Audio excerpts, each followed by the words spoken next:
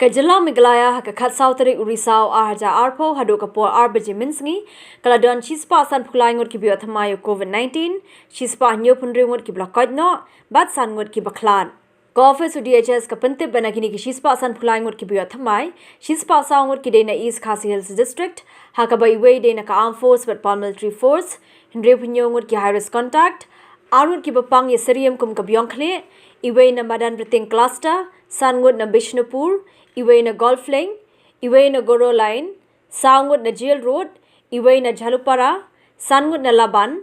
Laingut na Lapalang, Iway na Lausotun, Laingut na Maulay Nonglom, Iway na Maupat, Laingut na Mauprem, Arngut na Polo, Bat Laingut na Pinthor Cluster.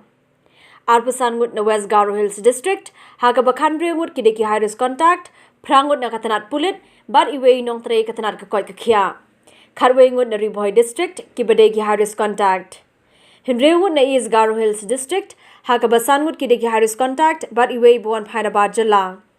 Arngut na North Garo Hills District, Ki High Risk Contact, Iway High Risk Contact na South Garo Hills District, Iway High Risk Contact na West Jaintia Hills District, Iway High Risk Contact na East Jaintia Hills, Iway High Risk Contact na Southwest Garo Hills, Iway High Risk Contact na Southwest Khasi Hills, Bat Iway High Risk Contact na West Khasi Hills District. Nagi Shispa Nyupundriwut Kibakotman Takasngi, Shispa Lai Pukandangut Kidena East Khasi Hills District, Arpongut na West Garo Hills, Sangut na Riboy, Sangut na West Jaintia Hills, Laingut na East Jaintia Hills, Laingut na Southwest Khasi Hills, Bat Iway na South Garo Hills District.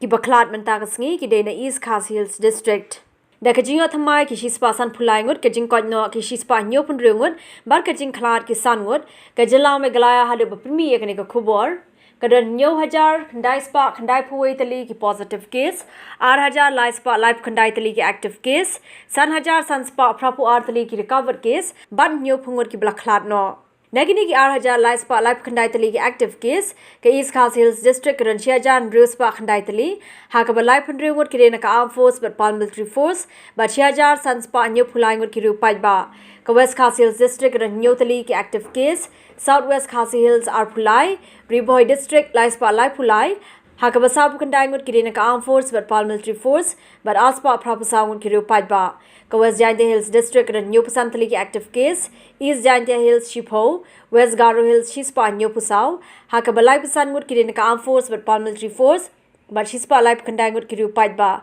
ka Southwest Garo Hills District Kadan Arpulai Tali ki active case, South Garo Hills Lai Pinyo, Hakabai Way Dena ka Armed Force but Paramilitary Force, but Lai Pandriungut ki Rupai Ba, ka East Garo Hills District Kadan Arpu South Tali ki active case, but ka North Garo Hills Kadan Arpu South Tali ki active case.